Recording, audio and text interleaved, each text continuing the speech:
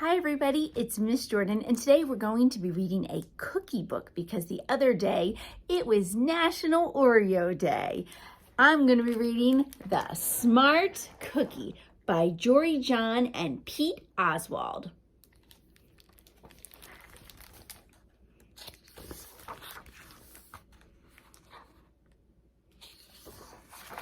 The Smart Cookie.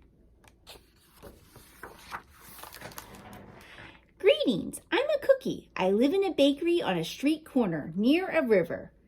Come on in. Welcome to our little community. It's a warm and supporting place to spend some time. Pretty fantastic, eh?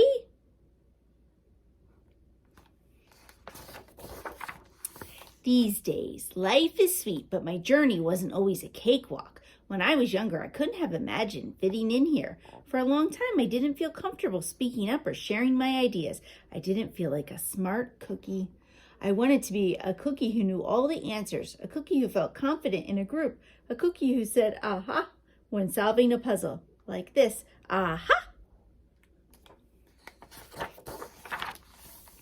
Looking back, I had some trouble in my early days. I went to school in a gingerbread house.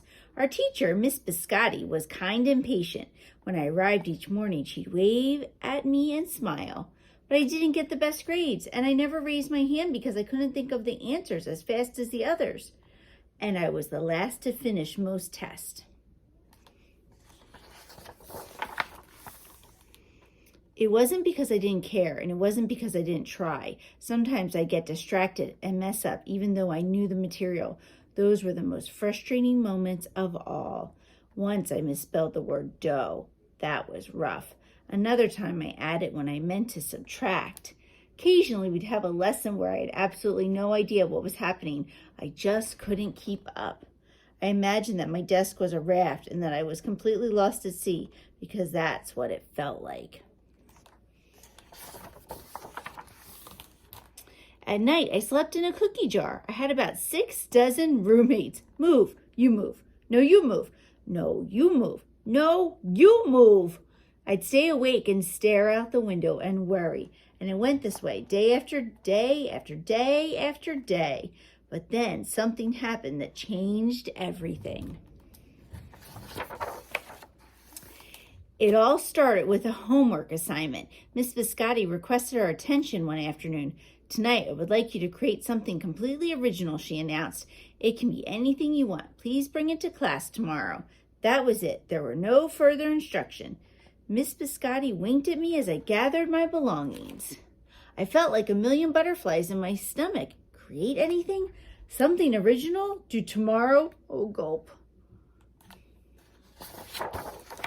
When I got home, I immediately went to work. At first, I tried a cooking project. The results were half-baked. Next time I tried to hammer and nail something, it splintered immediately. Then I tried making a sculpture. It was a complete bust. I wonder if I was about to fail yet another assignment. I was stuck. I stared out the window and watched the rain hit the river. There was something mesmerizing about the water, how it moved in such a chaotic way, swirling around and around, yet ultimately figuring out exactly where it needed to go. Suddenly, I had an idea. I decided to write something original, a poem. I came up with a title based on how I'd been feeling my crummy days. After that, the rest of it seemed to fall in place. I wrote and I wrote. I lost track of time. An hour went by in a flash. Aha! I said when I was finished. I couldn't sleep that night, but it wasn't because I was worried. It was because I was excited. I felt like I had really accomplished something. I felt smart. The following day, Miss Biscotti asked for volunteers to share what we created. One kid was showing off his original frosting art. Another kid revealed her sprinkle distribution machine. It was neat seeing how everyone was good at such different things. Finally, Miss Biscotti turned to me. Would you like to share anything? She asked. Gulp, I gulped. I thought I'd probably crumble under the pressure. But I made my way to the front of the classroom. I noticed my hands were shaking. My mouth went dry.